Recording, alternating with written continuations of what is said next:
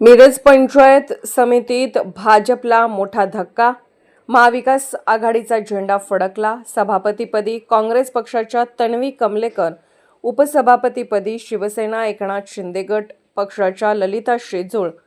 मिरज पंचायत समितीच्या सभापती व उपसभापती पदाच्या निवडणुकीत मोठी राजकीय उलथापालथ पाहायला मिळाली। या निवडणुकीत भारतीय जनता पक्षाला धक्का देत महाविकास आघाडीने सत्ता काबीज केली आहे। सभापतीपदी पहिल्यांदाच निवडून आलेल्या नरवाड पंचायत समिती गणाच्या काँग्रेस पक्षाच्या सदस्या तन्वी कमलेकर यांची निवड झाली, तर उपसभापतीपदी मालगाव गुंडेवाडी पंचायत समिती गणाच्या शिवसेना एकनाथ शिंदे गट पक्षाच्या सदस्या ललिता शेजूळ यांची निवड करण्यात आली।